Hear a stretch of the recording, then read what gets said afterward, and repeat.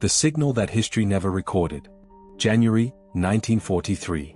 By this point in the war, the world had stopped pretending it was temporary. What began years earlier as a clash of armies had become something far larger and far more personal. It was no longer only about borders or ideology. It was about endurance. About how much suffering human beings could absorb before something inside them broke. Winter had come down hard on Europe with a cruelty that seemed almost deliberate. Snow fell in relentless waves, burying the dead where they fell.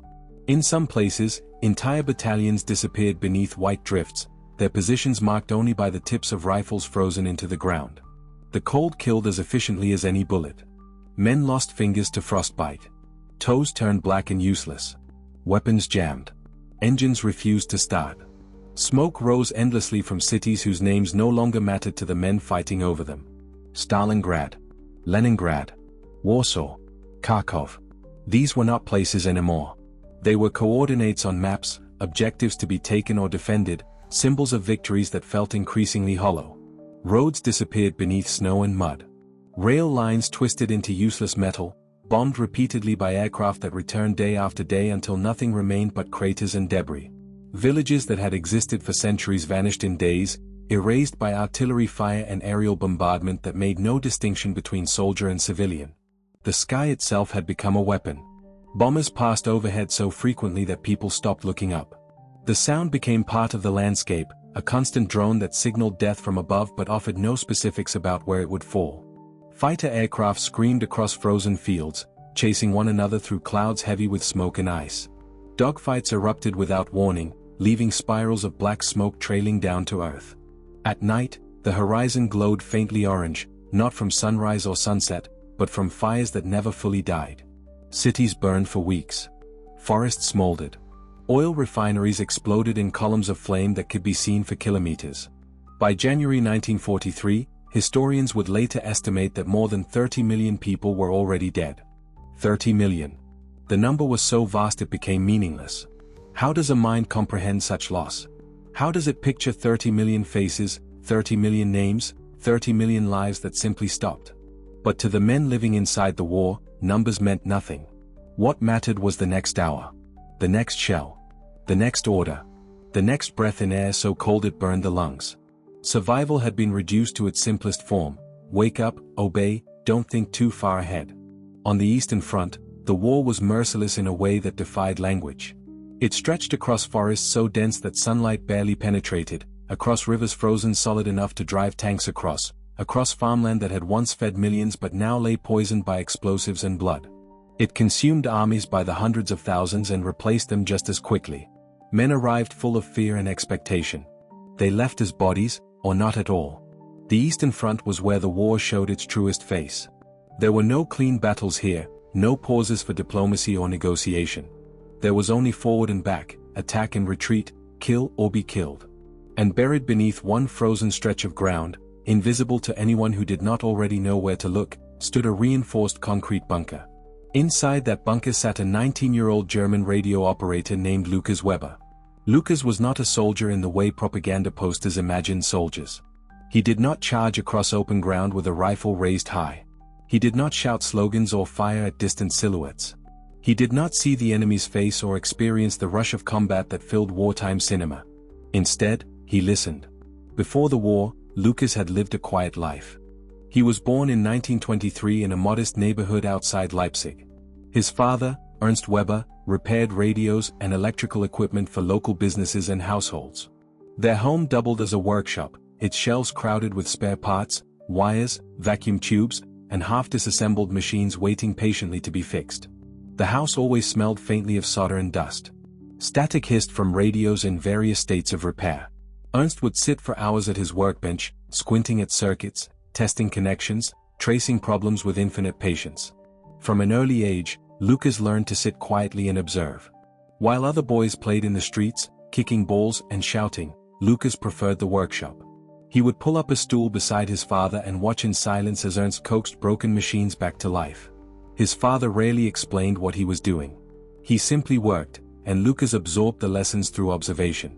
How to test a connection. How to read a schematic. How to listen for the subtle differences between good signal and bad. Lucas was fascinated by how voices could travel through invisible space. How a careful adjustment of a dial could bring order out of chaos. How static, which seemed like pure noise, could suddenly resolve into music, news, or the sound of someone speaking hundreds of kilometers away. Radios made sense to him. They followed rules.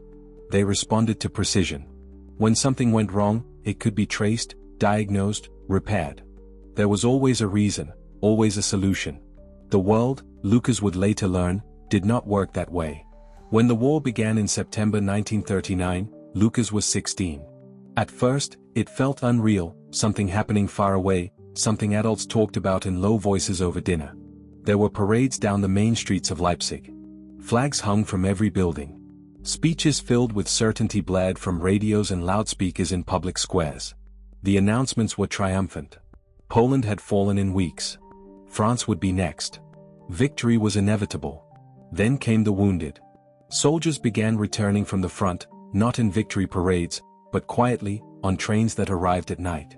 Men with missing limbs. Men with faces scarred beyond recognition. Men who stared at nothing and flinched at sudden sounds. Then came the funerals. By the time Lucas turned 18, the war had stripped away all illusion. The draft notices no longer asked for volunteers. They arrived with instructions and dates. Lucas received his notice on a cold morning in March 1942. Training was fast and impersonal. There was no time to ease boys into the reality of war. The army needed bodies, and it needed them now.